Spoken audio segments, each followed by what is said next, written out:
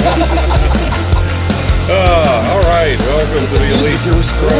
It's playing. Welcome to the Elite Pro podcast. I'm turning the music back up. Just gonna wait. We're just gonna wait. All right, welcome to the Elite Pro podcast.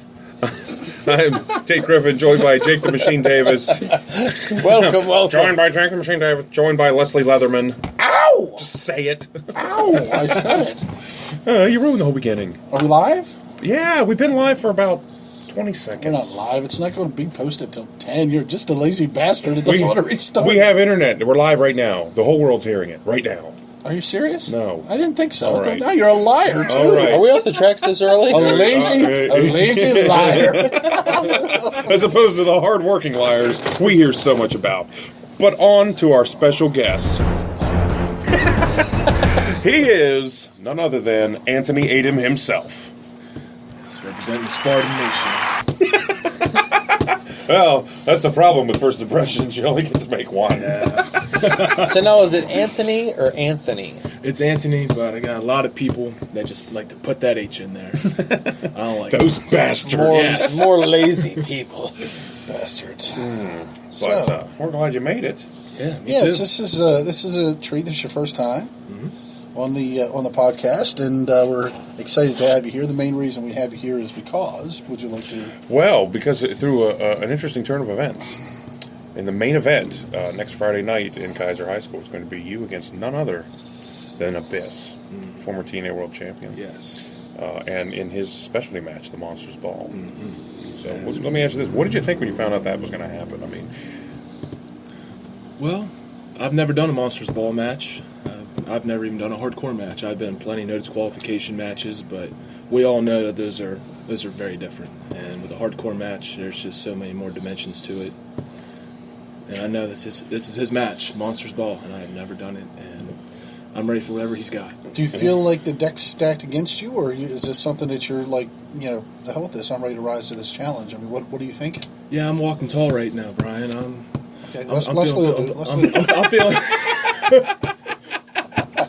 feeling walking tall, talking shitty. What the fuck? Leslie will do. all right. Well, Leslie, I'm feeling all right. I was wondering, Donald.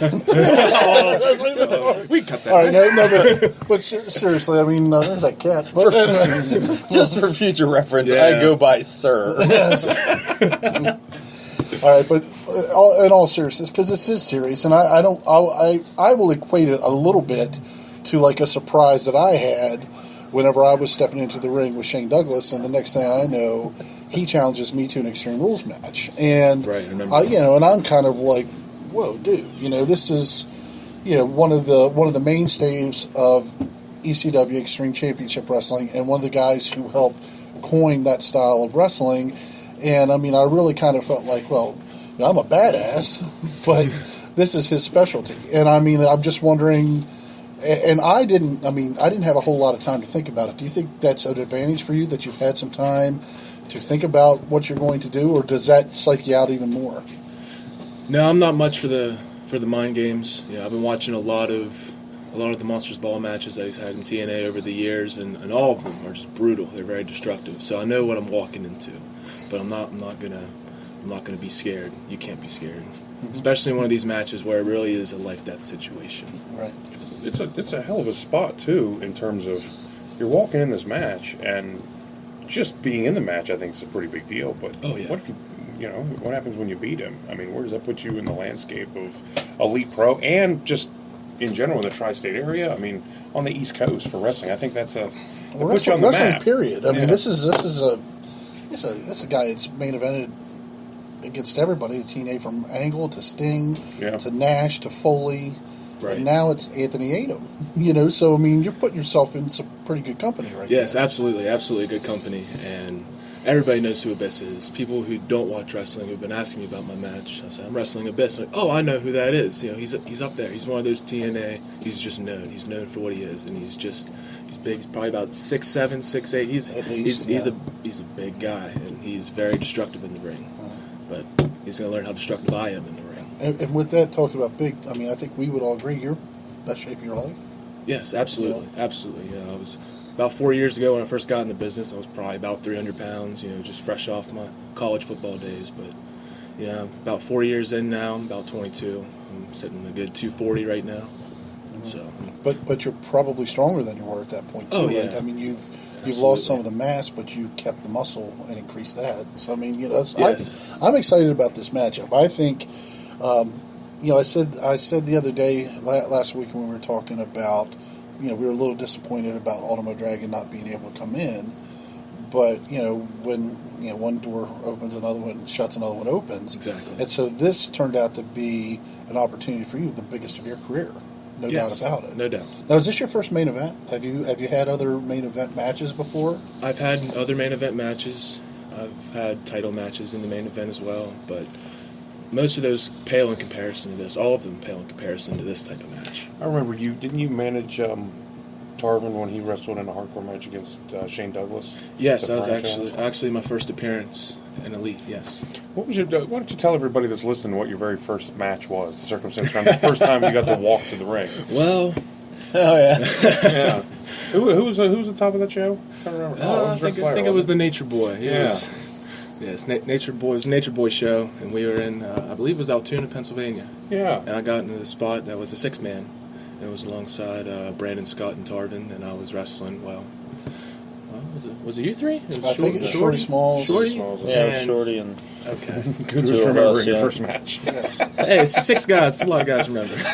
You're one of them. I'm one of them. That's 5. That's a whole hand. So, but that's that's a great point though, because when you talk about, I asked you earlier about being thrown into this match and into this spot, but your very first match, a lot of us, we wrestle in front of more empty chairs than people. Our very first match.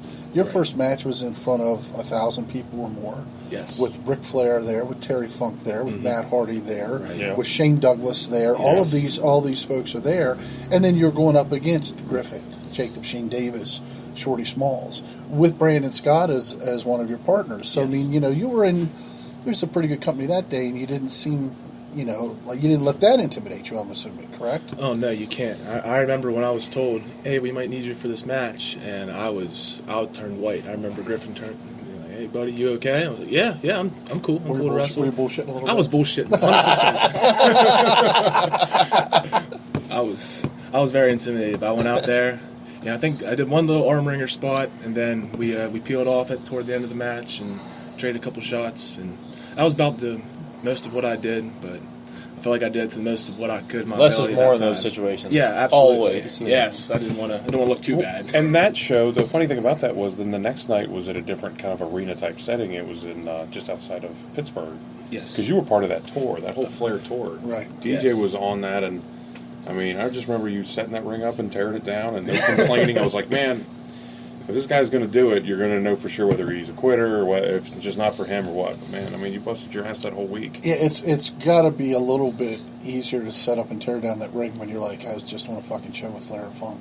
Sure. Well, and then continue to be the rest of the week. But it was, we didn't have a hotel, so we were basically getting there in the morning, setting it all up, usually alone. Yes, we were carrying the ring. Let's Yeah, note that. yeah, it was actually Reggie Collins and Yes. us and Tarvin.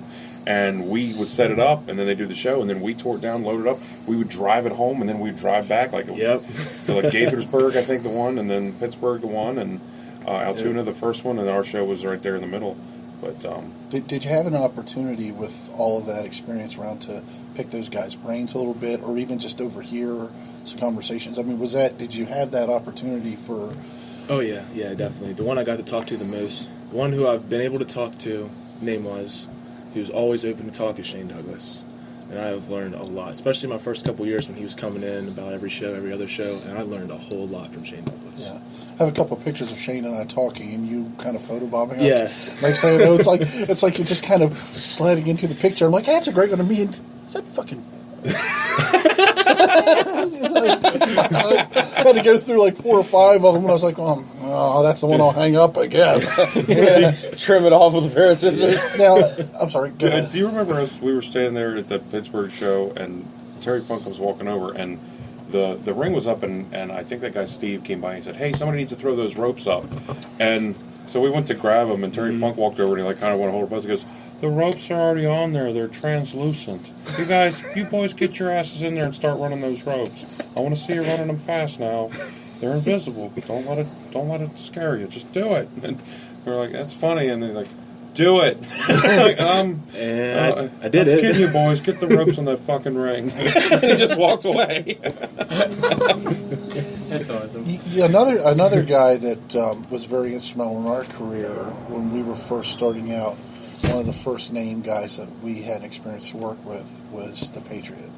Yes. And I know that you've had several opportunities, both in a managerial or seconding capacity, I believe, with Tarvin, I think, Yes. and then also with yourself. What have you learned from being in the ring with him? Because I find him to just be top-notch all the way around. You know? Yeah. Whenever I'm working with the Patriot, the match always goes smoothly. He knows exactly what he's doing. And my very first main event, it was a sub-main event, and me and him, we went for about 20 minutes, and he was open to do whatever, and he would tell me what would make sense and what didn't make sense, and I tell you what, the Patriot, he's aces in my book, 100%. Yeah. I remember that match. It was a hell of a match because it was. Thank you. You put him in situations that you don't often see him in, and Right. you saw him kind of adapt as he went along, which was real interesting. Especially for being earlier in your career, you were hitting him with some big time moves, and he was just Yes. absorbing. I remember talking awesome. to Jake. I believe that was at the Kaiser Fire Hall. Yes. And I think that was the night that I had that match with Shane Douglas. I believe so. Yeah, it was a stacked card. And I remember saying to Jake, and this is because, I've wrestled the Patriot, Jake's wrestled, I was like, that's one of the best Patriot, just because I don't know if I'd ever seen a younger guy step up and take it to him like that. Yeah. And it was just a really great back and forth to where I was like, holy crap, because when the Patriot steps into the ring, he's always going to be the favorite, whenever he's in there. And then when he's against somebody that's inexperienced, he's going to be even more of a favorite. And as this match was unfolding, I was like, holy hell. Like you said, that was your first main event, and a lot of times when guys get that first opportunity, especially with a quote name, they can clam up, or they're not going at it the way they would against a guy that they've trained with, or a guy that's in their same experience level, or whatever the case may be. And you went at him probably harder than I had ever seen you work anybody to that point, whereas usually it's the other way around, and guys are, I want to wrestle this match, but I don't want to piss off my opponent. Right. I don't want to get to the back and have him pissed off, and I don't want to make him think that I'm taking liberties because I'm beating the shit out of him, basically. But that match was one of those where I was doing commentary that night, and I'm just sitting there at ringside just like, holy shit, this kid's for real, because the Patriots getting it taken to him. I really thought the same thing, because that was the show, and we've talked about it a couple times before, where Ken Anderson was to be on the show. Right. And unfortunately, due to TNA constrictions, he couldn't be there. So I felt like everybody kind of had to step up that night. Obviously we had Rhino that stepped in, and he and Eddie Page had a fantastic match. We had a mixed tag match. Douglas and I did our thing, but I really Tarver and Brandon Scott worked that night too. Match. Every match was just unbelievable, and that's what a big thing that happened too is that it was one of the matches of the night. The other thing that happened too, and correct me if I'm wrong, but I believe that's the same show in the very first match where Sean Hudson kind of did a header, and he got hurt, and we had to stop the show because he got taken out by an ambulance. The true It might have situation. been. I can't remember. I'm 1,000% It was definitely that building, but I'm not sure if that was the same show. I'm pretty darn It sure. might have been the first match. It was because I believe he was working Man Thing and Draconis, so I'm pretty sure that it was. Got a direct line in on that. But the reason I bring that up is, and thank God he was all right, is that really the air kind of went out of that place because there was a real life situation that was happening, and so I felt like it wasn't starting over from scratch. Everybody had to try to bring the people back in and say, all right, because we're here to entertain you people. We're here to take you away from your reality, which may not be that great for a couple hours, and have you enjoy yourself. And I really feel like that your match with the Patriot was one of those matches that turned that corner and got us back on track to where people started enjoying themselves again. And by the end of the show, we were able to get word out to everybody that Hudson was all right, thank God, and everything. But you did a fantastic job. You also had some experience working with Sanjay Dutt. Yes, I did. It was a 2-on-3 handicap with me, Tarvin, and Man Thing. Man Thing, yeah. That gets around. I'm telling you. But there's a good-looking guy under that mask. Doesn't have a real good win-loss record, though. Yeah, well. You'd think for a guy that size that carries a chainsaw, and he'd be able to get a couple W's. Heart of gold, though. Belly full of brew and a heart of gold. Heart of gold. Yeah, he's definitely carting around some LBs underneath that apron. LBs. Pounds. Okay. You just kilograms. I'm going to text him right now. So what's the story that you had for us? Are you going to be able to tell? Can you talk about Sanjay real quick? Absolutely. Well, and the reason I say that is because, from Shane Douglas to the Patriot to Sanjay, I mean, those guys are it's completely different types of matches. Right. So it's all high profile. It's all high profile to being in front of a couple thousand people, 1,500 people with with Flair and Funk and those guys watching. And now this, talk about Sanjay a little bit, and and how you're going to take all this and say, well, let's bring it Abyss. As you said, I've worked a whole lot of names. Not like a whole lot, but enough to not be intimidated by the fact of who he is. Right. I can look just for what it is. Like, it's a Monsters Ball hardcore match. I don't need to worry about who Abyss is. I know who Abyss is. I know what he does. And he does it very well. So I know what I'm going to have to deal with. I'm going to have to deal with, possibly some thumbtacks. I know he likes to bring in that barbed wire bat. Janus. Is. I don't know how he gets that through customs. But probably because he lives in the States. Yeah, it's a guess. Yeah, it's a pretty good guess. Wow. You could have just said security. By the way, balls are busted here, just in case you didn't know that. Well, but, I'll tell you one thing that impresses me. I love the idea that you're going back and you're watching tape on it, because that's the first thing that I used to always do whenever I was going to wrestle somebody. I remember the first time I was going to wrestle Bundy, and I went back, and it's not because he's got a huge move set or anything like that, but it was just kind of like, picturing myself, all right, when he does this, try to look for tendencies, try to look for anything. Monsters Ball match is so damn unpredictable. Yes. So I can't wait to see it. If I weren't on the show, I'd be buying a ticket to the show. And how would one go about getting tickets to this show? That's a great question, Leslie. Thank you, Griffin. At Calling All Heroes Come. It sounds like we had an argument right before the podcast started. Now it's coming out like, well, let me tell them, Leslie. Calling All Heroes Comics. Passive-aggressive portion of the podcast. 50 Stately Street in Wiley Ford. We have tickets right here, and they're mighty handsome tickets, if I might add. Did you see them yet? I have not seen the tickets. I'm grabbing them. My bad. I'm going to grab them. And I'll describe them for all these people who cannot see it. So, and in the meantime, so anything, you can call 301-697-1909 to reserve tickets. Yep, he answers the phone 4% of the time. Yes. We're usually busy doing other stuff. But, yeah, the cool thing I about am it... not on the ticket. I believe Reggie Collins is on the ticket. Is Reggie Collins on the ticket? Man. I'm really not on the ticket. Wish you all could see Leslie's face right now. Well, okay. So let's talk about the next show after this. JJ Grizzlies. JJ Grizzlies had one fucking match. Who's that? Wow, this is Okay, let me see the ticket. Whoa. Is that no? There's no fucking way. There's no fucking way that. Is that who I think it is? It's not. Is that fucking Dalton Hayes? Dalton Hayes is on this fucking ticket. TJ Sykes is on this fucking ticket. Let's see. So we have Danny DeVille. Did you just say yoink? Yes. Jason Radatz, TJ Sykes, JJ Grizzly, Reggie Collins, Dalton Hayes, our guest today, Antony Atom, Flex Phenom, Cisco, Tess Valentine, our current rating and defending heavyweight champion, Case Brandon Scott. And, of course, Abyss is on the ticket. Oh, good for Abyss. That's okay, I'm glad that you're on the ticket, Abyss. Anyway, If you want to call us, it's 301-697-1909. You can reserve your seats.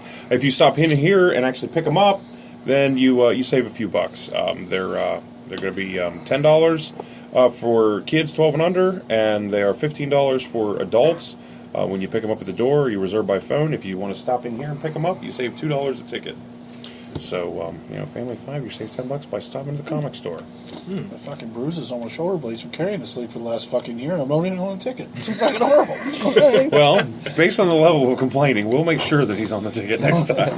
We need to put a suggestion box. They may not be next time for me. I told you my booking fee is already going up now that I've been featured on Superstars Inc. Featured. You can use the old moniker like a lot of people do when they do an extra spot. WWE Superstar.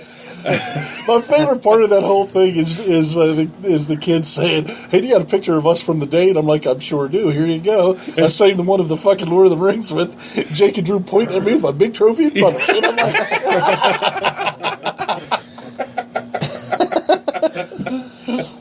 anyway. Oh, that's great. All right, back to Atom. So now, in the last few years, how long have you actually been in the business now? Since your very first match until now, was it been 5 years? 6 years? Are you listening? What's going on over there? I'm getting distracted by Griffin. How long have we been in the business now? About 4 years now. 4 years, and now you once you got your training and everything down, and you started really tweaking your skills and started branching out into other organizations. How many championships have you had total? How many championships have I had? Because I know you've wrestled for several different organizations all over the place. Yes, I know you're a former Elite Pro Tag Team Champion. Yes, I am with Travis Tarvin. I'm also a former ATCW Tag Champ with Travis Tarvin. I also held a championship for Robbie Page's league when he was running the league in Martinsburg. I was his tag champion for a little bit. Page CW?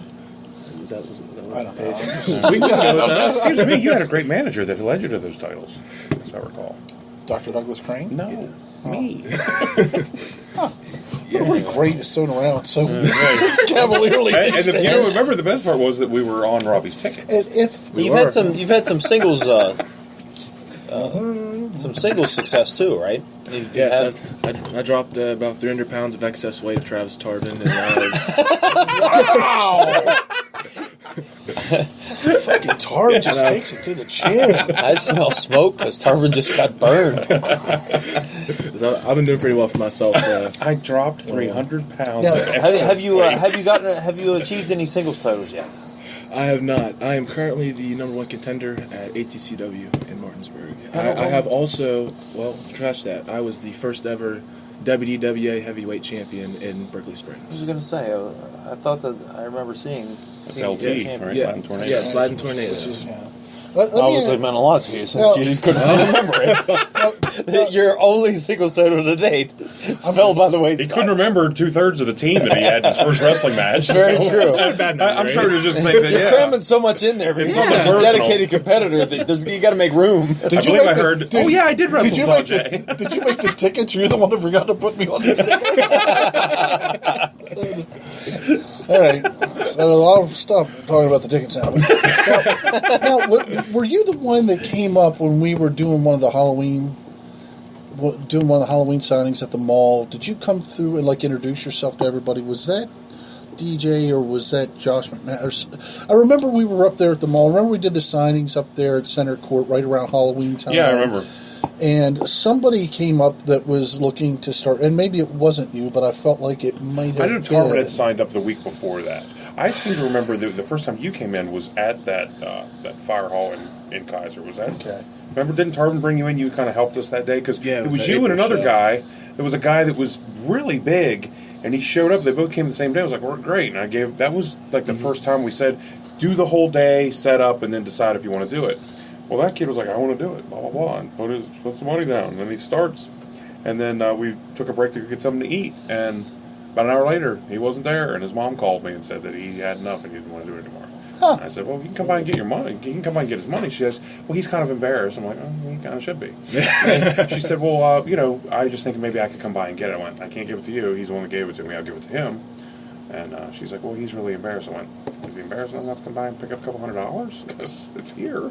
And, he ended up coming over to my house the next day, and I gave him the money back.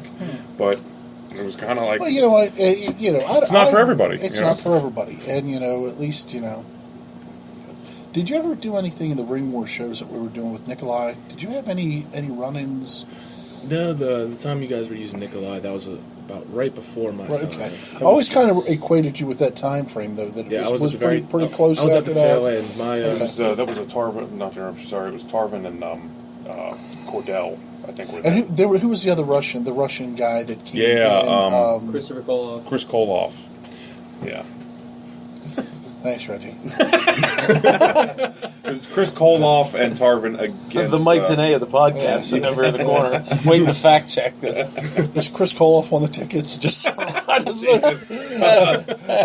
did see that kid that quit and came and got us $200 on that. Where do you guys see the tickets for the next show? Hey, real quick, can we talk about the Nates real quick? Can we do that? Can we say something? Go ahead.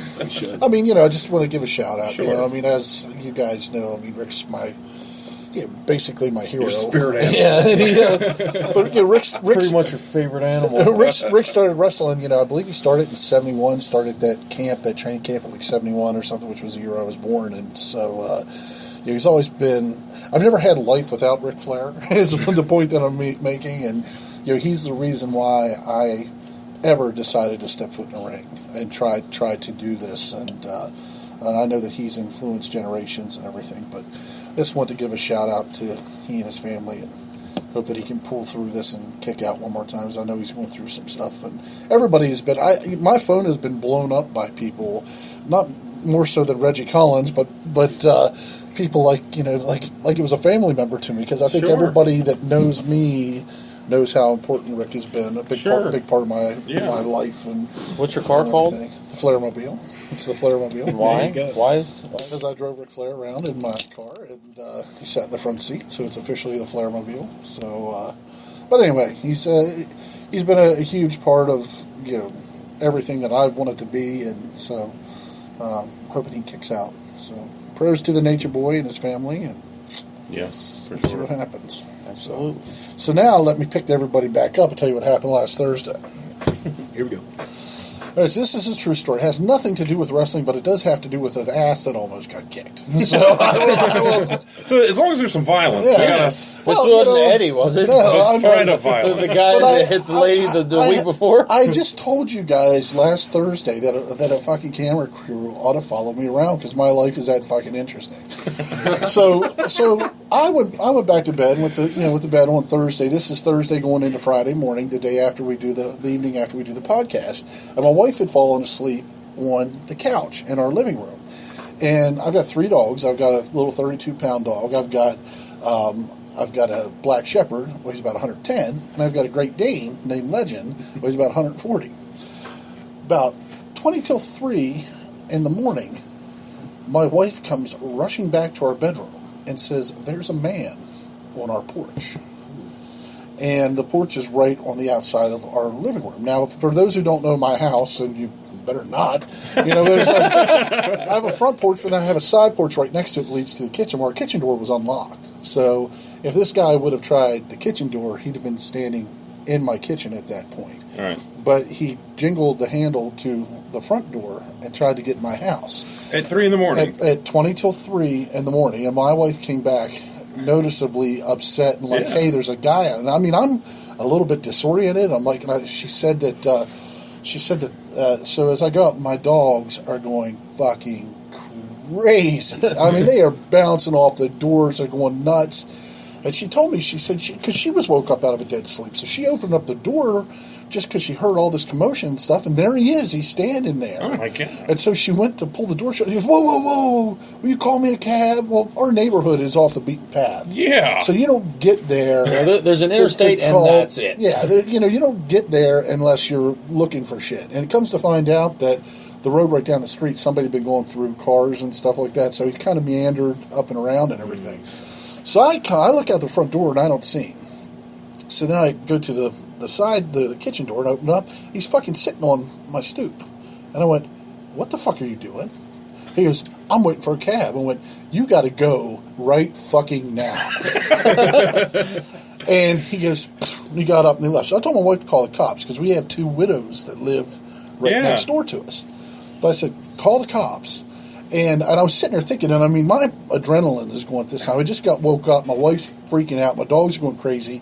I mean, I'm ready to go out there, and I'm ready to beat somebody's ass if I got to beat somebody's ass. But the ass whipping that he was going to get from me pales in comparison to if my Great Dane would have gotten a hold of it. Because he was going to get fucking murdered. He was not going to get a couple punches to the face. I'm leaving, man. He was going to get his fucking throat ripped the fucking out. And I just sat there, and I didn't get back to sleep until like 5 o'clock in the morning. The cops did a ride around and everything. They ended up picking him up on 68 West. He hadn't technically committed a crime, so they took him to, he had left a rehab facility, this guy did. Like a drug rehab kind of like facility. disturbing the peace or something when he's banging on your door? They checked. Or attempted burglary, trying to enter into the house. Yeah. The only thing that we had was that he asked for a cab. There's no crime against stepping on somebody's porch and asking them to call a cab. So I mean, right. But anyway, they ended up they checked him out and everything. They called. He didn't have any warrants or anything, so they ended up dropping him off. Downtown, just telling him to stay the fuck out of our neighborhood. for the rest of the night, I couldn't get back to sleep. That's one of those where you keep replaying it in your mind, thinking all the things you wanted to do now. Well, I was just sitting there thinking to myself. I mean, if truly you guys have been to my house before, I mean, if he takes the left instead of the right, he's standing in my house. Yeah. And this is just not the world that it was. Right. 10 years ago, 5 years ago, 20 years ago. Like you said, it's off the beaten path a little bit. I mean, you're 50 or 100 yards away from civilization. There's no reasonable reason to think that somebody's there. No. And with your dogs going nuts, if he'd have walked in that door, he might have been killed in your kitchen before you even knew what was going on. The thing is that the thing that made me believe that this guy was on something is that after he had the conversation with my wife, he's still sitting on my porch. That's not a reasonable reaction. Yeah. To a Great Dane that wants to kill you through a door. You hightail it. So this guy was not in the right frame of mind. And it ended up being on Cumberland on patrol, and everything. And then somebody actually, Joan tells me the next day, she goes, somebody commented on Cumberland on patrol and said, well, why did you call the cops for? All he did was ask you to call a cab. When you told him to leave, he left. And she goes, can you fucking believe that somebody actually said that? And then she goes, 3 people fucking liked that comment. she was so mad about it. And I was like, I don't give a shit. The thing is that I know what's up the street is a couple of ladies that are there by themselves. And if he's jingling my door handle and not running for his life whenever that dog starts bouncing off the door, then this guy's up to no fucking good. So getting him out of my neighborhood was the right thing to do. Yeah. But needless to say, the boys all got cheeseburgers the next day. The dogs, they were fucking heroes that night. So yeah, I had to give the business of those guys the Cumberland on patrol because they, they'll throw up whatever they find or whatever. So it's like, I don't know, 3 in the morning, 2 in the morning, and I have this little thing that pops on my phone's notification. I look, it says Cumberland on patrol is at Calling All Heroes Comics. Are you fucking kidding me? Like, I'm trying to call to find what's going on, so I basically get dressed in the dead of night, fly over here, like, what are they covering? I get here and everything's locked up, but it's 3, and it says this was posted like an hour ago, so I'm like, wouldn't somebody have called me, like, to let me know what the hell's going on? So I'm in here, like, making sure everything's still where it should be, and I come out, and I start messaging them. I'm like, somebody needs to call me right now, what the hell's going on? So I get a call like an hour later, now it's like 4 in the morning. Oh, no, we just put at there because we really like your store and we wanted to promote it. I'm like, well, maybe next time you just promote that you like the store and you don't mark it like you're at, as Cumberland on patrol, you're at Calling All Heroes Comics, because it made me think somebody was robbing my store. We never even thought of that. I'm like, yeah, you didn't. And there's people like your wife saying, that's a bunch of bullshit that people are even liking that comment. It's easy for them to say that whenever they weren't the ones rolled out of bed thinking somebody's breaking their they don't have house. somebody jingling their doorknob in the middle of the night. I'm pretty sure he wasn't wanting to had to get up and go to fucking work the next day. Right, exactly. I'm pretty sure that, they're too busy sitting around passing judgment on other people. People are pretty big dipshits anyway. I don't know who actually runs the site, but most of the time they're just, it's like, come on, really? Get your head out of your ass. We told her... Give people some privacy. we told our neighbors, we said, look, we told them what happened, and said, if anything weird happens, you guys ever have to call the cops. Now, I think this is a one-off. I really do. Yeah. But so if you ever have to call the God, cops... it sounds like he has a plan. Yeah. So if you ever have to call the cops, don't be afraid to call me right after you hang up with them, because I can be over... Yeah, I mean, I Sure. can get there before the cops can get there. And the police responded great. Like, I have no problem with, what the police did. They did what they could do, Sure. So, but it's fucked up. But yeah, I need a camera crew following me around. Shit's fucking going on. People are on patrol. I mean, Yeah. maybe throw it out to them. Yeah. Somebody almost got a fucking ass kicked. I'll tell you that. Yeah, but they'll end up posting a video of you like pissing in your yard on the way. I know. After bowling or something. That's the thing. That's the thing. That's the thing that pissed me off. That's the kind of dumb shit that they jump on. This is the way the world works now. This fucking guy stumbles up on my porch at 20 till 3. Let's say that my dog Jimmy's the door open and goes out and fucking bites him. I have somebody that wants to come put my dog down the next day for for defending our fucking territory. I can tell you this, that would have been when I cashed in that whole, hey, I need a shovel. And I just called Jake and say, I'm pretty sure nobody's looking for this fucking guy. we got to bury this motherfucker. Because I would truly be on the lam with my dog if somebody said, turn him over. Oh, yeah, sure. Yeah, fuck that. We'd be in Mexico with fake mustaches. I can't fucking tell you that. Senor Regin.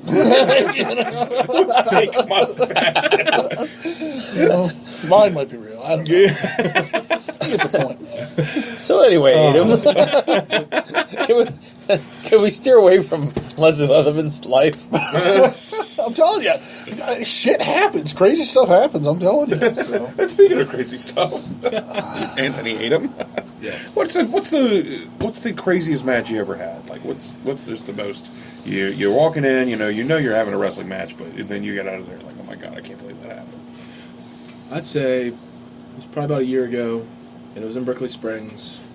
It was for the WDWA Heavyweight Championship. I did lose that match, and it was against someone named the Hawaiian Warrior Kakoa, and he brought the fight. It was the second time we fought. I won the first bout, and he ended up winning the second time.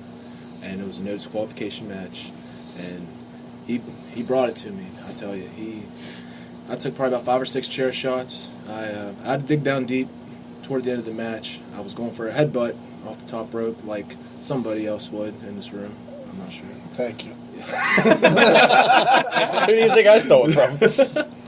Well, I actually went for the headbutt, and I caught all chair because he moved. 'Cause I had the chair over his head trying to make the headbutt thing. I hate when that happens. Yeah, almost every time it happens. I don't know. But yeah, he ended up beating me that match.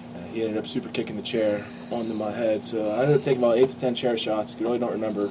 Definitely some sort of concussion. I was going to ask. Somewhere. Yeah, I had someone ask me after the match because they saw me move my fingers when I was laying down. Like, were you powering up? I was like, no, I have a concussion. It's like a chair shot. Yeah. But yeah, it was definitely something, man.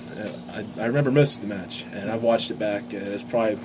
I'm probably most proud of that match I've missed. Is that the match? There's always, I think everybody kind of goes through, that first time when you really feel like a wrestler. You know what I mean? Like you have that match. Mine was against Adian, and I was still training. I was still green as hell, but I went out there with a guy that was just so good, and we had this match. It was the very first time that I really felt like, man, I'm picking this up. I'm gonna get better at this. I'm going to be able to do that. Would that be that match for you, or was it an earlier moment? Or I would say that match would be that match, especially for that league and the story we were telling. That was definitely that match, and that match, losing and still having people that would cheer for me when I was the bad guy. I was the heel. But a respectful cheer. It was a respectful cheer, okay. absolutely. They weren't cheering for me in a way that's like, oh, we like you more than this guy, because everybody loves Kakoa. He's a stand-up guy, and they were cheering for me. I got an applause after the match, and that was one of the few times it's ever happened. People respect when they feel like you've given them their money's worth. They lay down their money and they work hard for it, and when you give that to them, you can't help. They might not like you, but that's I always get a biggest kick out of those post-match standing ovations where you just know that somebody, win or lose, they just fucking left it all out there in the ring. Yes. So good for you. That's a good one to pull from. That's a great. Well, how many leagues have you worked for? How many? I would say 10 or less. From all East Coast. I've worked down in Tennessee a couple times for NWA Mid-South. That's always a great experience. Greg Antony, he goes by the Golden Boy, and he actually just overcame some medical problems, so shout out to him. And you had an opportunity to go to Georgia, yes, and North Carolina, yes, and do some stuff. Yeah, that's about Georgia's the furthest south I've been. Love to get down to Florida. When I went with Georgia to A lot of stuff happened on that trip. Oh yeah, a whole lot. A lot of stuff happened on that trip. There's some fun stuff that happened. It was that's kind of whatever happens in the van of doom stays in the van of doom. It's an inside joke for Belinda Davis, but but that was because I believe we did North Carolina first, and then 2 shots in Georgia. Is that correct? Yeah, that is what we did. Timeout. That was but we learned. Man. We learned ourselves. I think we learned some different stuff. I mean, how to working in different territories and the Southern style and the way that the Southern boys do things versus absolutely. Bullshit, but anyway, Ass whoopings should translate over state lines. Well, I believe they did. I believe there was an ass whooped, but we didn't bump him. No, we didn't. Time out. Time in. We actually got to work each other on that for the first time ever. It was you and Tarvin Against Myself in Pain. Mm-hmm. I think is that the only time we've ever. We had one other time. It was the show where Eddie Page beat Brandon Scott. Yes, we were. It was Eddie Page and I against you and Hayes. Yes. Dalton Hayes had to carry that piece of crap. That was something. That's a tough thing to do. Yeah. Dalton Hayes is universally disliked. He is the Reggie Collins of the Elite Pro locker room. I was thinking he's like a redheaded TJ Sykes. Oh wait, TJ Sykes has red hair.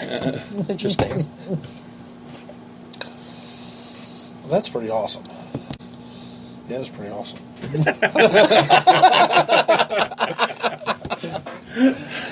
All right, so let's talk about These podcasts are basically probably Leslie talking. Glad we're allowed to be here. Talking for 2 hours. Well, trying to get stuff. Slow increments of other people responding. Well, who were your influences? What made you want to be a wrestler? Who was your?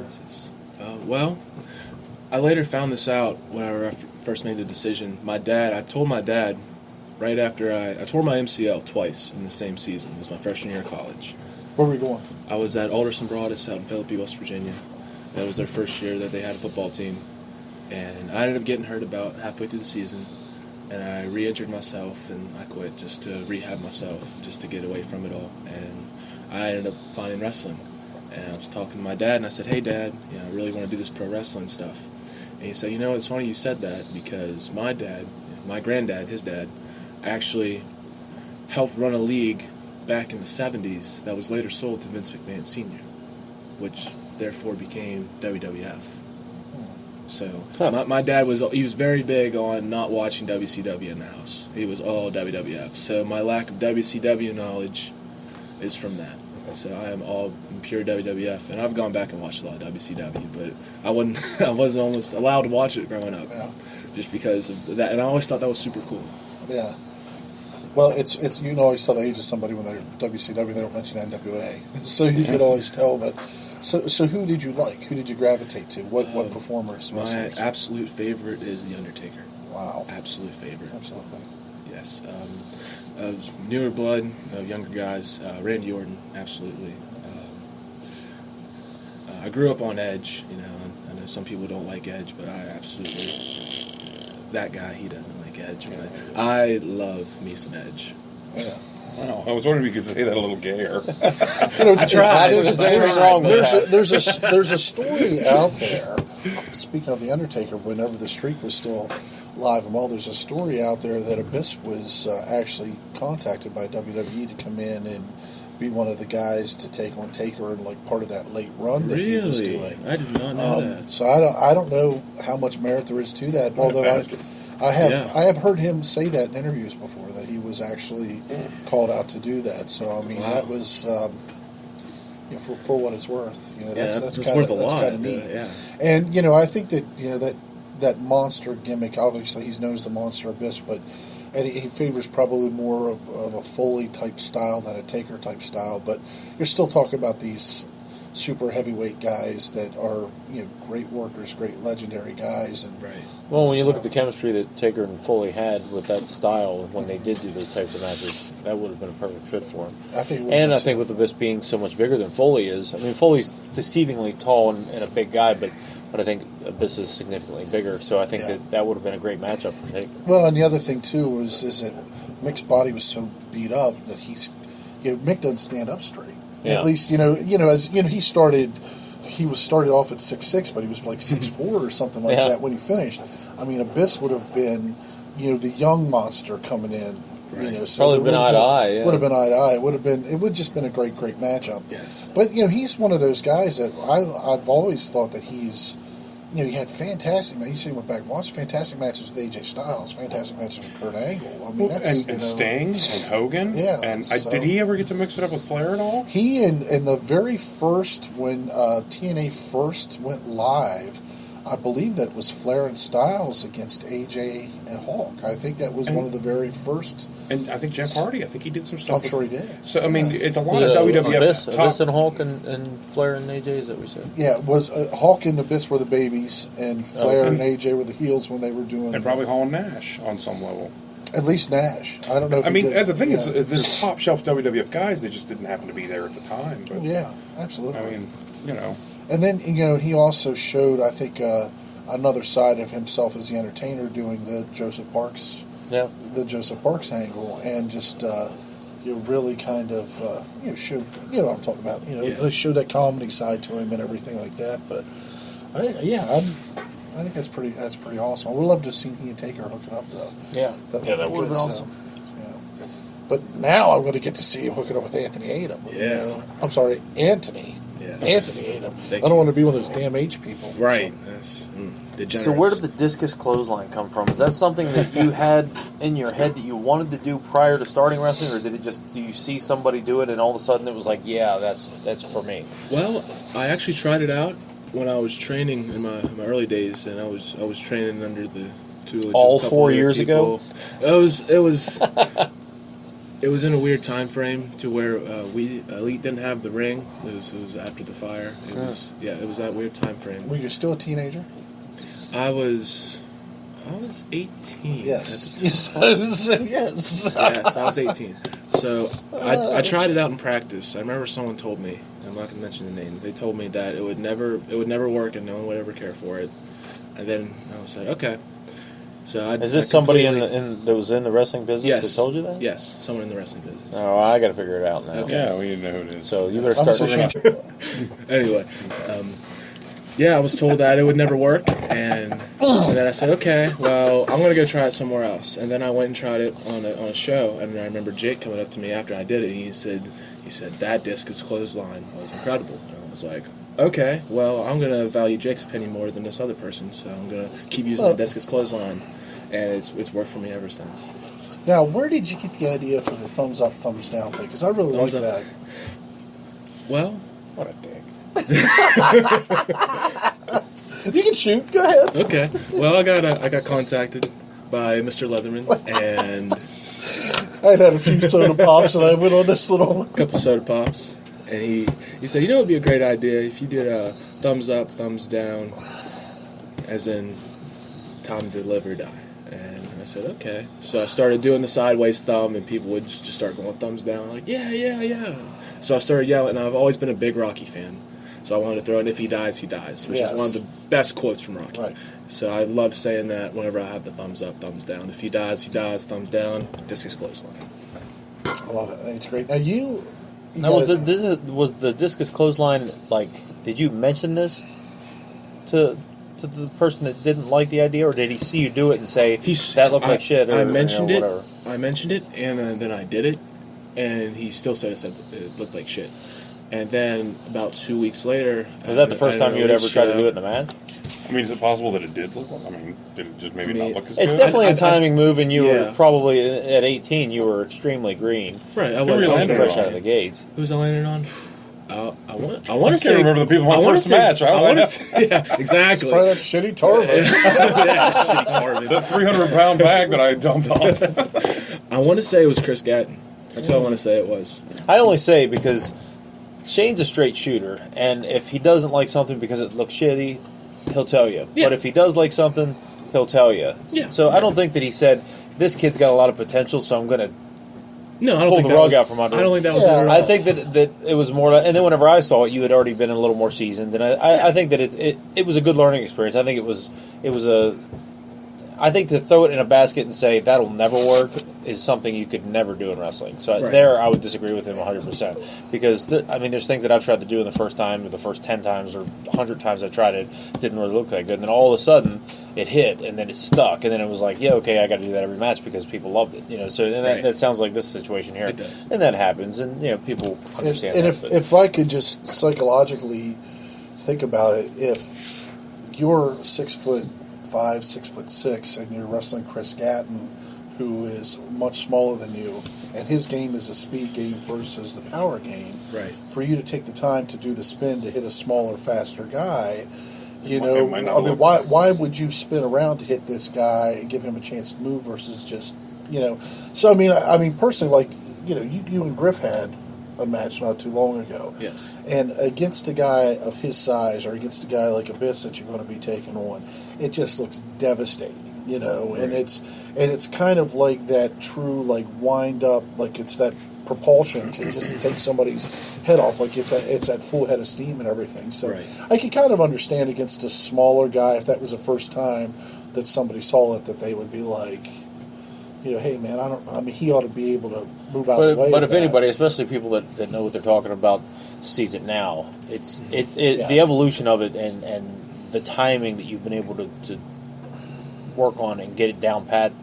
It's as devastating and recognizable of a move as any finishing move that we see on Elite, in my opinion. Now, the So, next time you wrestle Gatton, you need to tell him, jump off that top rope, and I'm going to spin into it. Yes. You need to find a way like to RKO that son of a bitch. Yeah. it's one of Elite's DDTs or It's double yeah, A spine yeah. busters, or it's one of those moves when somebody sees it and you hit it, they know it's over, Right. and that's just the way So, in that way, very few people could say that they've established a move so much just by executing it.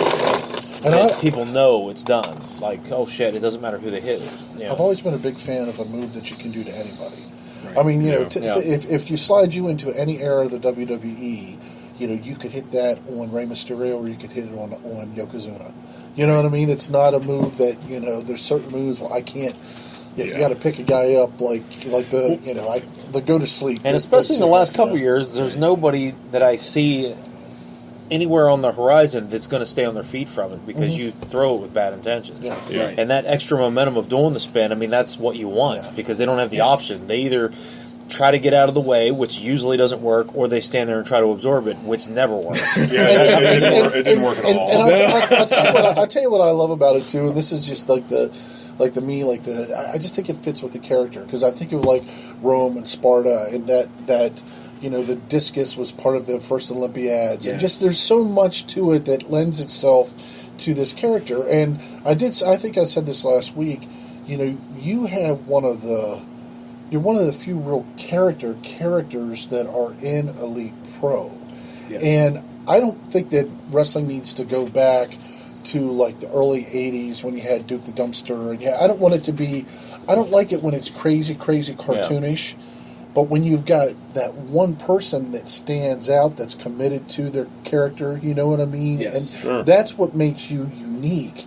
And everything from the thumbs up, the thumbs down, to your music, to the helmet, to the you got the old King Tut, Tutankhamun. Yeah. Everything that you're doing is just resonating with this character that you're doing, and I absolutely love it. And I think that the discus fits right in there with that. Well, and going back to what you said, like you could land on a Mysterio, or you could land on Yokozuna or the Big Show, but also on the independent level, you also don't have to, how to put it, you don't have to worry about the abilities of your opponent. How many finishers require two people to tango, yeah. so to speak. Yeah. And with that, it doesn't matter.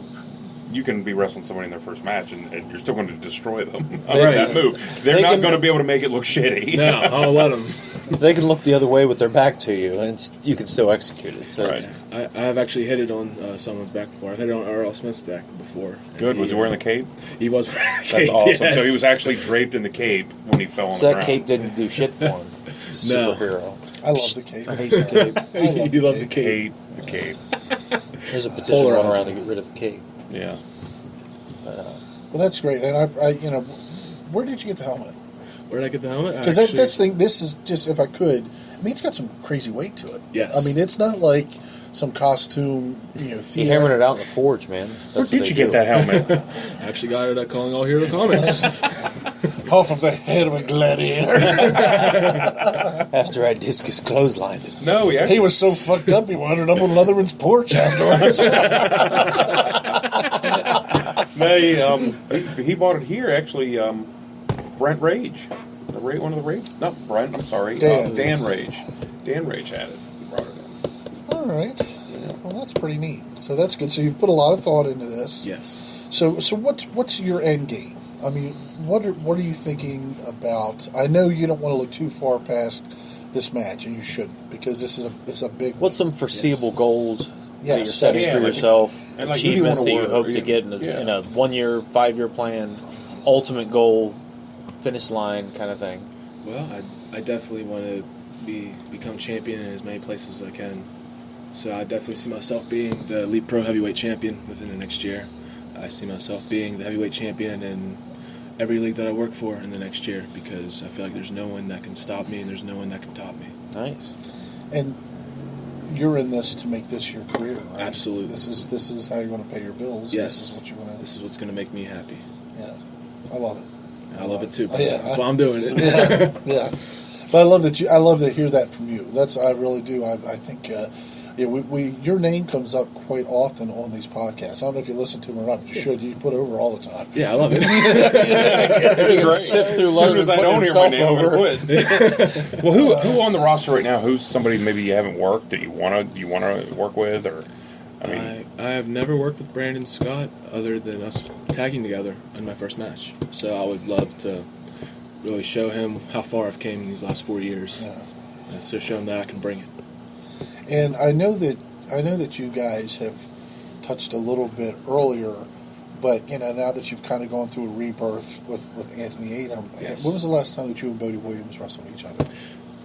Last time me and Bodie wrestled each other, I was under my former name, and it was for a heavyweight title match, and he did retain the title. So I mean, I just You guys are very evenly matched. I think Yes. I think money, Height, like, weight, you know, I think that there's chemistry there Yeah. because when you get guys that are almost mirror images of each other, especially as you've gotten in better and better shape, Bodie always shows up in shape, so you guys match up very well. Yes. And I think that the chemistry bell to bell is there too. So I think there's something like you said, it's money just waiting to be made. yeah, and the tickets aside, I think I'd love to see a great picture on the posters, of the matchups and stuff. I had to get the tickets in the shop, but course you did. but you guys are, like, to me, I think that any heel, especially somebody that's bigger than Bodie height-wise, got a couple inches on him, he's the perfect guy to wrestle because everybody's going to. The fans love Bodie. Everybody loves Bodie. He's so athletic. He's so strong.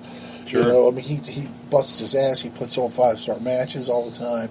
It's an easy dichotomy to tell that fucking story of you versus him. I mean, Yes. to me, it's kind of like that.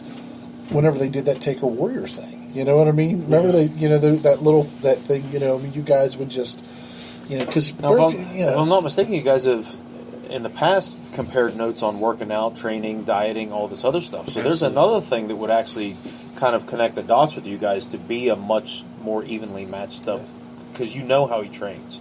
He knows how you train. You know how he diets. He knows how you diet.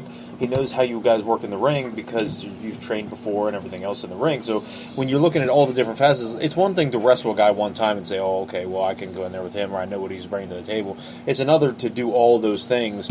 And, that's how, like, the Hyman know each other so well, because we went to the gym together. We vacationed together. We, all these other things that we do and train and both the gym, the ring, have the matches, ride in the same car for hundreds of thousands of miles. Way too many countless miles. ways like that. When you have that many links and that many facets of your life and your existence in the business, it connects you guys way more than just being rivals. Oh yes. Now, let me throw a couple other names at you too, because sure. I'm going to cross that babyface heel thing.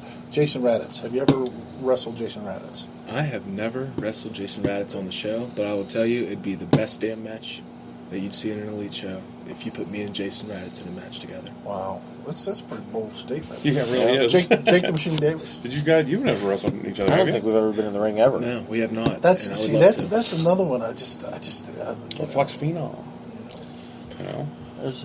Who have you wrestled? Who have I I wrestled? know Have you ever been in the ring with Griffin. Robbie Page? With him on the other side, not in one-on-one. No. I think Griffin's the only one here that you've gone one-on-one with, right? Yes. Yeah. But you have been all over the map because you wrestled guys like R.L. Smith and like T.J. Sykes and like Griffin, and so you're hitting every end of the scale. Yeah. And size, height, weight, speed, strength, everybody across the board. So I mean you're very versatile as far as that goes, because people don't maybe get it until they see it live how fast you run the damn ropes. And it's like a cruiserweight. Yeah. And the same thing when you leave your feet, you're back up so quick. It's like a very, it almost makes it hard for the cruiserweights, because if you can move like a cruiserweight, but you're that big and that powerful, what the hell are they supposed to do? Right. You know what I mean? Yeah. So it makes them work harder, because now they have to make it even better than they did before, because they got somebody that's 50 pounds heavier and 6 inches taller doing the same thing they're doing. You've removed their edge, their strategy away from them. There are guys that, like, to me, I've always thought of myself as kind of like, obviously I was a big super heavyweight type guy. Right. I've always thought I could screw with people's minds a little bit too. And to me, I think Eddie Page is the guy on our roster right now that probably is the best chess player. When it comes to like manipulating and the ace. Yes. And ever worked with Eddie other than the match that we talked about earlier, the tag match? Other than that tag match, me and Eddie have never worked each other, and that's another match I would love to do. That's another match where I feel like we could really go balls to the wall and really deliver a 5-star match. Wow. So there's a lot of opportunities in the near future. Yeah, for Antony. I love that, because you just scratch the surface on where you're going to go, and there's just a litany of people to line up, and then there's the folks that we bring in semi-regularly, like the Anawahis. I mean, Antony Atom versus Lance Anoa'i, Antony Atom versus Samu. I mean, Barbarian. I mean, there's you guys had quite a rivalry with the Yes, for the tag tag titles, where I saw one of the kick heard around the world. And, Trigger Samu took oh my your gosh! face Yeah, off. we forgot to mention him when you were talking about some of the big big guys names. that you worked with. To me, 3-time WWE Tag Team Champion. Kicked my jaw off. Yeah, I remember. He kicked me so hard it was on my birthday. It was Not as a present or anything. It just happened. It was 10 years ago. This is no bullshit. It was 10 years ago. It was just outside of Ocean City. I'm trying to think of the little town. I can't think of what it was. But went down there and I wrestled for Dick Karakoff.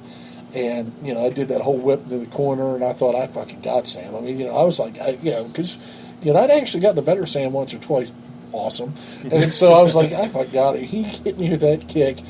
And I remember my wife and I were walking the boardwalk later on, and the inside of my mouth, I was still tasting blood. I was still tasting iron in my mouth. I was like, Jesus. Sam just fucking kicked me. I remember we got back in the back, and Dick Karakoff was like, "That's how you do a main event. That finish looked great." And I was like, "Fucking right, it did." How'd you pull that off? Kick me in the head.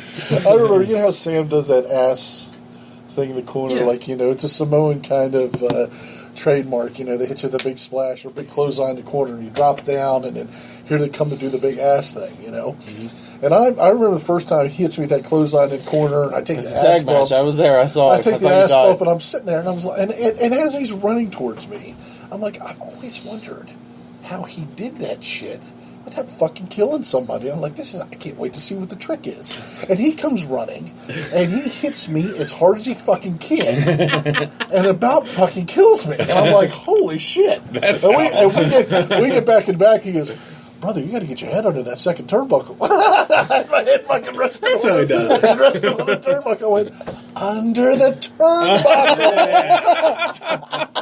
Because I'm sitting there going, he goes, brother, yeah. I'm just kind of swiveling around. I try to pull you out of the ring. Let's go look for your other eye. He fucking destroyed me. My favorite Samu story ever is, and I told Lance this, I said, did I ever tell you about the night that your dad almost killed me? He goes, no. And I was like, this was up in New York at WrestleMania 29 weekend. And it's actually in New Jersey. So we were having a weapons match, a tag team weapons match. It was a Hippie Extreme team, which was John Rambo and Head Shrinker Samu against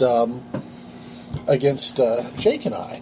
And there's everything. There's chairs, there's tacks, barbed wire, all of this shit and everything. And there's a staple gun. Ooh. And I pick up the staple gun that I'm assuming is just gimmicked up with no staples in it. Yeah. I'm trying to put it to Sam's forehead. I'm gonna pop, some staples into his head. And he kind of grabs my wrist, and we have that kind of. He fights me off, and I drop it, and I turn around, and he grabs it, he puts it in my ass. He goes pop. He puts about 4 staples in my ass. And I remember I was like, whoa! And I'm like, I'm kind of running around, and of course, trying to get my singlet off that night because my ass is there. It's actually stapled to my ass. And all I kept thinking about was, I was going to fucking staple Samu's head. I had no idea there was real fucking staples in this thing. And I was like, and I told Lance, I went, and if I would have done that, he'd have fucking killed me. That's great. Well, guys, we have a big show next Friday night. We're at Kaiser High School. Again, the main event, Antony Atom in the biggest match of his career thus far. Yes. Facing Abyss in a Monsters Ball hardcore match. Don't want to miss it. We have Brandon Scott defending the Elite Pro Wrestling Alliance Heavyweight Championship, his first title defense. Against a fantastic opponent, another TNA, Sanjay Dutt. One of the... Yeah. And the thing is, that's funny, we mentioned this last week, this is the only title in Elite Pro that Sanjay hasn't captured. Right. He's been the Cruiserweight Champion, he's been the Elite Pro Grand Prix Tournament winner, and he's been the Tag Team Champion. Right. So, I mean, to fulfill that... So, ideally, by October, November-ish, it could end up being Antony Atom versus Sanjay Dutt for the Elite Pro Wrestling Alliance Heavyweight Championship. It could be. I mean, if the stars were to align and things unfolded one way as opposed to the other. You would have to think that if Antony Atom wins, if you win this week, how are you not number one? It definitely will catapult you into that top 3 contention. Yeah, because I would also think that, Bodie Williams, especially if he's victorious in his match with R.L. Smith, gotta believe he gets a rematch. I hate to say it, he's embroiled with me too, but Jason Raditz also has a title shot out there too from, that I signed my rematch over to him. So, I don't necessarily... And you never know where it's going to go because Flex Phenom technically is undefeated since his return. So if he jumps in... And I got to be honest, boys, I ain't done. I ain't done. So there's a lot there in the title picture. We also have, speaking of Bodie Williams, High Tide Bodie Williams is going to wrestle R.L. Smith in a non-title match. R.L. being the Cruiserweight Champion. But what a great match! Just a neat special attraction. It is, it's both fan favorites too. So that's going to be. I'm going to be curious at Kaiser to see how the fans, split. If it's down the middle, if it's, if they're in Bodie's corner, if they're in RL's corner. I mean, I'll be honest. It's hard to ever see anybody siding against Bodie. Like you said before, he's just so over. I'm trying to think of the last time he wrestled somebody where the cheers were more in the other direction. I tell you what, though, I'm just curious to see how he is coming off of the biggest loss of his career. Probably the most disappointing loss of his career. Sure. And nothing to hang his head about. Brandon Scott's we've all been there, but Bodie hasn't very many times. He hasn't been there very many times. So we haven't really got to see what it's like to be at the absolute zenith of Elite Pro and then turn around and try to pick up the pieces. So, I mean, I think that it'd be interesting to see, too, because... there could have been an argument to make the main event of the title match of this show a rematch with those guys. Sure. And I don't think anybody would have been disappointed in that. So I don't know how Bodie feels about that. Is he going to be looking past RL to go after Brandon Scott and try Especially to get considering that they've traded victories now because Bodie had defeated Brandon Scott only a couple months ago. So I'll be curious to see how he handles this, and because that's another level of maturity is being able to take those losses and be like, hey, my career's not over. I'm just getting started. So I think that's a great matchup. The heavyweight championship, Abyss and Antony Atom. Yeah, we have the intergender tag match. Danny DeVille teaming up with Jason Raddatz to face you, Leslie Leatherman, and your partner Tess Valentine. Tess Valentine. It's going to be a hell of a match. It should be. The third intergender tag match in the history of Elite Pro in the last 8.5 years. Yep. Also, we got Eddie Page and TJ Sykes. That thing has gotten crazy personal. Yes. Yep. And Flex Phenom Robbie Page. I mean, that thing's been brewing now for months. Yeah, the thing I like about this show is I think people got an opportunity to see. It's so hard to top every show, but there's a lot of diversity here.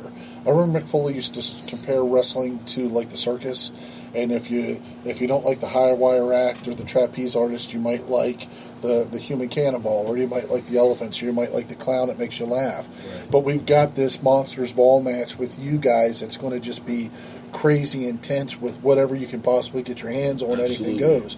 Then you've got Sanjay and Brandon, who might spend as much time on the ropes as they do on the mat with it. And then the curiosity of the intergender match. I mean, locking up with a female and trading blows with that. And then the technical explosiveness of Bodie Williams and RL. Like I mean, there's so many different things going on. Triple threat tag title match. Oh my gosh, yes. Goodfellas defended the titles against the Exiled, Dalton Hayes and Shane Malice. And a little team featuring myself and Reggie Collins. And so, and that's an interesting. Well, the thing about the Goodfellas is, they got the better of us the first time, but then we won by disqualification the last time we faced them, and Exiled won by countout. So these guys are, they've got the straps. You both hold a victory over the tag team champion. Well, and the crazy thing is that there's always that championship advantage, but in triple threat rules, that there's usually no countouts, no disqualifications, no whatever. So the champions lose that championship advantage, which, and then also have that deck stacked against them because you don't have to pin the champion to take the title. Yeah. So I just think between. So Reggie better bring his game because if one of the Exiled pins Reggie Collins, they're the tag team champions. Yeah. And we like to pick on Dalton Hayes. I like to pick on him as well too. But I mean, he has obviously showed himself to be a fantastic hand in the ring. Some of the matches with he and Brandon Scott, and Shane Malice has been our cruiserweight champion and has entertained and impressed all of us every time he's in the ring. Sure. So for me to see those guys and to see how they gel, being a very young team that only has a couple matches under the belt, the two of you, Reggie Collins and yourself, you guys have a lot of personal history, but the professional history and the experience, and then the Goodfellas, God Almighty. Next to the Highwaymen, they probably have spent more time on the road than any two guys that I know. I mean, for a long period of time, and so I don't know. I just think that's a great tag team matchup, and the whole card. And we have a preliminary 6-man tag. Chris Gatton is teaming up with Samson TL, and I'm trying to think of the last guy that's on that particular team. Cisco. No, Cisco's on the other side. It's going to be Travis Tarvin, Cisco, and JJ Grizzly. Oh, with Dr. Crane in his corner. That's a lot of weight. Well, and Grizzly definitely stepped up and made quite a debut, if you will. Yes. Yeah. Well, and you were giving him a hard time earlier, but we talked about last week. Travis Tarvin always impresses me. Yeah. He for a big guy, man, he moves light on his feet, and he can go. And Sean Stevens was the third guy. Sorry. Oh, okay. Sean Stevens will be teaming up with. So it's going to be a great night of action. Well, as we're winding down now, we're going to do like we always do to end it. And Atom, I'm going to throw you right under the bus. All right. A match either on the network or YouTube that you would suggest your wrestling fans or other competitors to check out and watch. If you're talking about a match, whether it's one of the matches you like to watch or go-to matches when you get some free time, or whether it's a studying guide for somebody that's up and coming that would say that's the match you need to watch if you want to learn how to do something right. The first match that popped in my head was probably my favorite match of all time, which would be Undertaker vs. Shawn Michaels, WrestleMania 25. Nice. And I was there live. That is a classic. Watched it from the press box. It was amazing. Nobody in the locker room had any idea what was going to happen. Wow. That's a good one. It's unbelievable. I'm going with The Undertaker versus Ric Flair at WrestleMania when Arn Anderson came running out. 18. Yeah, 18. Yeah, that was just the best. One of the greatest WrestleMania moments of all time. Double A hitting the spine buster on Taker out of nowhere. Yeah. Camera angle was perfectly executed. I'm going to buck the system a little bit just because I've been going back and watching it. And instead of picking a match, I'm going to pick a moment. I'm going to pick September of I think it was 99. But anyway, it's the rebirth of the Horsemen. It's the Monday night. The reunion. The reunion. Yeah. Flair comes back. Whenever Arn comes out, and they introduce Dean Malenko for the first time as a Horseman, and J.J. Dillon's in the ring, and Bobby Heenan does this great call, and it just is a reminder to everybody. Flair hadn't wrestled on TV in probably the better part of a year and a half. And when he came out, it was just absolute magic. I'll do two. I'll do real quick, because that was in Greenville, South Carolina. They're not stopping. They're not stopping. The other one I would say from Greenville, South Carolina, and watch the extended version when Raw gets shut off, is when Flair wrestles Helmsley that night. And Helmsley's the champion, and there's part of Evolution, but it's just a one-night thing where Flair gets one more shot. He shows everybody just, Yeah. age is just a number, and he goes out there with the best wrestler in the world, and he tears it down. And watch those and see if you can do it without crying like I did the other night. Like I did. And as much as I always dog Edge, I thought Flair had that ladder match on Raw with Edge. Remember that when it was leading up towards the retirement? That was an incredible match. It was unbelievable. Yeah. He was the Intercontinental Champion at the time, and I thought, man, is he going to have both those belts? Flair was. Yeah. What do you got there, Reggie Collins? I think it's Great American Bash 1997, and it's on Father's Day. It's Randy Savage against Ric Flair. Is that the one with Angelo at ringside? Yeah, the ending of it's great.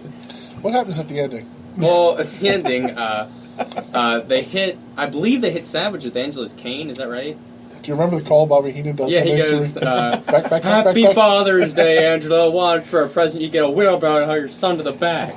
And they do the replay. Flair swings it like a bat. He goes back, and it's gone. Slot, Ric Flair. That was a great match. Oh, they do it to you in a minute. I'd never seen that. I didn't get to see that match live, and a buddy of mine brought the tape while I was at work. We went and watched it at my house, and left his brother on the side of the road. Yeah, you did. You did. With a lot of lessers. What was a good one? A lot of lessers. I remember that, too. Is that what we call my fans? The lessers? That's what we're calling them now. Yep. I remember that because at the time, I believe I paid for the majority of that pay-per-view. Do you remember that sitting at the house? Yeah. Then we recorded it, and then I was on the side of the road. Still owe me $3,500 for him in honor, so. You know there may be others. Well, on that note... Why Jake didn't give his? No. Oh, I forgot about that. Tell you what, I'll selfishly say check out CPW Showdown, Leslie Leatherman versus Jake the Machine Davis. I think it was 2007 lumberjack match. It was outside at Riverbend Park. Took one of the most hellacious Beals over top of the gimmick tables. Griff was there. Onto the ground. All the pieces of the puzzle came together to make an amazing picture. It had toughness, it had brawling, it had technical wrestling, it had the audience of the entire CPW roster around the ring, and everything just fell into place. It was perfect. It was the psychology of what a lumberjack match should be, while it had great wrestling and unbelievably stiff brawling. You couldn't ask for much more than that. There was some pretty good promos that led up to it, too. Yeah, I mean, so it was one of those days that you said, it makes you feel like a wrestler because you went out and hit all the notes you had to. We were so good that day. I'll share it, so anybody that wants to see it, they can check out my Facebook and take a look at it. We were so good that day that Johnny Graham, who was running pro wrestling at PWE, I wasn't trying to put Leatherman over, but he'll put himself over. Well, this is the truth. We were so good that day that when that match was over, I think it was the very next day, we both got phone calls from him. It was like, "You boys interested in coming up and working for PWE?" And I was like, "I don't know." But when a promoter who is a lumberjack watches you wrestle, and he's like, there was some good stuff that happened there. I'd like to book you, you know, because I mean, he's thinking about the bottom line. He's thinking about the dollar, you know, and we were pretty good that night. All right, guys. Well, hey, thanks as always for joining us for the Elite Pro Podcast. We'll be back here next Thursday night. I am Tate Griffin. Jake the Machine Davis. Leslie Leatherman, if it's 3 o'clock in the morning, you're at my house, shit's getting real. And the main eventer, Antony Atom. Thank you so much for coming. Great guest tonight. Thank you. Good luck. Good luck to you. Thank you, sir. All right, guys. We will see you next week. Thanks a lot again. Tickets, facebook.com/EliteProUniverse or call us 301-6